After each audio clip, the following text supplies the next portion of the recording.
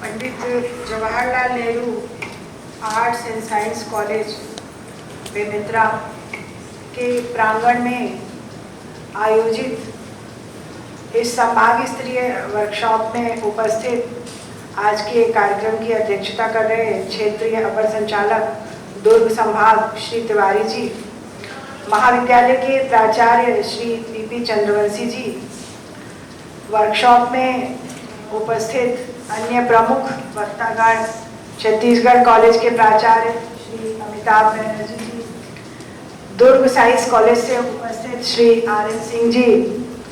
PG college Rajnandgaon से उपस्थित श्री तांडेकर जी, वक्ता के रूप में विशेषज्ञ के रूप में उपस्थित OSD रह चुके श्री घनश्याम जी, अन्य आई थिंक दुर्ग कॉलेज से शायद आपकी जो एग्जाम वाली मैडम, आज का कोई लेक्चर नहीं है, 2-3 लोगों का जिसमें नाम भी लिखा हुआ है, सॉरी मैं इधर देखना भूल गई। ये अभिया जोगलेकर मैडम का भी आज एक लेक्चर है, अमिताभ बनर्जी जी का भी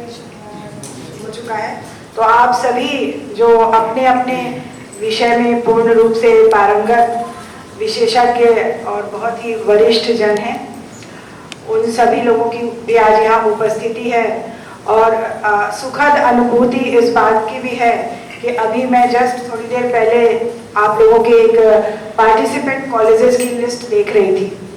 तो उसमें मैंने देखा कि संभाग के बहुत सारे कॉलेज, कबीरधाम, उतई, बहुत सारे कॉलेजेस का उसमें नाम लिखा हुआ है, जहाँ से आज आप सभी लोग पार्टिसिपेंट्स यहाँ पर आए हुए हैं। तो कुल मिला के मतलब मेरा आशय कहने का ये है कि काफ़ी सारे ऐसे सहभागी हैं जो आज इस कार्यक्रम में उपस्थित हुए हैं और उनकी सहभागिता कई चीज़ों की तरफ एक इशारा कर रही है। जैसे पहला इशारा तो ये है कि सभी की रुचि इस ओर जागृत हुई है। कई बार होता है कि कुछ ऐसे कार्यक्रम आयोजित होते हैं जिनमें हम बुलाते हैं 100 लोगों को, आने वाले 3-4 लोग होते हैं और जो आते हैं वो भी बहुत ही बेमन और अनिच्छा से आते हैं। तो अभी संभाग के बहुत सारे कॉलेजेस से लोग यहाँ आए हैं, तो ऐसा लगता है कि सभी लोगों की इस बारे में जागरूकता भी बढ़ी है और रुचि भी बढ़ी है। और दूसरा एक महत्वपूर्ण इशारा भविष्य की ओर ये है कि आप इस वर्कशॉप से आज जो कुछ भी लेकर जाएंगे तो आगे चल के वो और मल्टीप्लिकेट होगा। जब एक आदमी, मान लीजिए कबीरधाम कॉलेज से अगर आज 1 या 2 व्यक्ति, 2 स्टाफ यहाँ आए हैं और अगर आप यहाँ से कुछ सुन के जाते हैं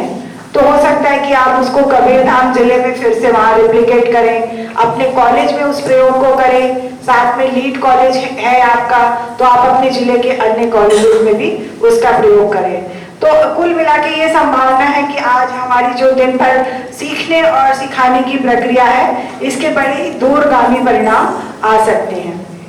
आज की जो कार्यशाला आयोजित की है आप लोगों ने, उसमें एक NEP को केंद्र बिंदु रखा गया है और एक संपूर्ण जो व्यापक मूल्यांकन की दृष्टि से हम उसको एक आज यहाँ चर्चा विचार विमर्श करेंगे कि जो NEP का डॉक्यूमेंट भारत सरकार की ओर से जारी किया गया है, उसके कितने अंश हमारे लिए प्रासंगिक हो सकते हैं, कितना हम अपने यहाँ इम्प्लीमेंट कर सकते हैं और उस इम्प्लीमेंटेशन का जो सीधा लाभ है वो हमारी संस्थाओं को, हमारे विद्यार्थियों को कैसे मिल सकेगा। तो आज का विचार विमर्श का हमारा ये विषय हो सकता है। इस रास्ते में आने वाली क्या कठिनाइयाँ होंगी, जो चैलेंज होंगे, उनको हम कैसे दूर करेंगे, इन सब पे भी आप लोग आज चर्चा करेंगे। जहाँ तक NEP के डॉक्यूमेंट को पढ़ने और उस पर कुछ काम करने का मुझे सौभाग्य मिला है इस विभाग में रहते हुए, तो मैं बहुत सारे बड़े बड़े डॉक्यूमेंट थोड़ा बहुत पढ़ने से घबराती हूँ और जो आसपास घटित होता रहता है उसी से ही चीज़ें ग्रहण करके थोड़ा उस पर इम्प्लीमेंट करते रहना, मतलब मेरी थोड़ी पर्सनल आदत जैसी है। तो उस डॉक्यूमेंट से जो मोटी मोटी चीज़ें मुझे छत्तीसगढ़ राज्य के रूप में प्रासंगिक लगी, तो उन पे ही मैं अपनी बातचीत केंद्रित रखूंगी और आप लोगों से बात करूंगी। जैसे घनश्याम जी, मुझे जहाँ तक याद आ रहा है, जो पहला ड्राफ्ट वो वाला जो बना था, क्या बोलते हैं, जो विश्वविद्यालय के कुल सचिवों के साथ और वीसी लोग के साथ चर्चा हुई थी, उसमें कुछ ऐसा अपन ने एक्सरसाइज करने का एक बार सोचा था कि पहला वो कहता है कि महाविद्यालय या जो भी हायर एजुकेशन इंस्टीट्यूशन वर्ड उसमें थोड़ा ज्यादा यूज हुआ है, तो उसके लिए उन्होंने कहा कि बड़े ही मतलब मल्टी डिसिप्लिनरी और थोड़ा बड़ी दर्ज संख्या वाले संस्थान होने चाहिए। मतलब जैसे हमारा जो राज्य है, जो छत्तीसगढ़ राज्य है, तो जैसे ही राज्य का नवनिर्माण हुआ तो उसके बाद प्राइमरी और हायर सेकेंडरी एजुकेशन के साथ साथ उच्च शिक्षा के विस्तार को लेकर के जो स्ट्रेटजी अपनाई गई, उसमें यह हुआ कि हम दूरस्थ अंचलों में भी, विभिन्न क्षेत्रों में भी दूर दूर तक नए महाविद्यालय खोलने का प्रयास करें, और प्रयास किया भी गया। आज की स्थिति में शासकीय महाविद्यालयों की संख्या 300 को क्रॉस कर गई है और डेली नए कॉलेज खुलते हैं। तो अंतिम संख्या भी मैं थोड़ा भूल गई हूँ, क्योंकि इसके पहले जो इन लोगों ने अपडेट कराया था वो शायद 285 था। 285 के बाद शायद 15 नए महाविद्यालय और खुले, और कल मुझे एक सूचना मिली है, उसमें प्रथम अनुपूरक में मुख्यमंत्री की घोषणा के अनुसार 12 नए महाविद्यालय और स्वीकृत हो गए हैं, और उस 12 में से भी 2 या 3 महाविद्यालय तो इसी बेमेतरा जिले के हैं।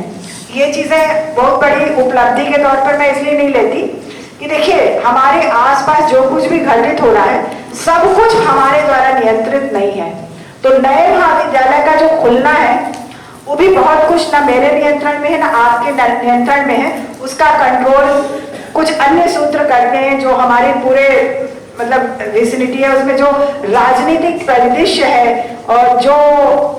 लीडरशिप सबसे ज्यादा पावरफुल है, वो बहुत सारी चीजें अपने क्षेत्र में खींच लाती है।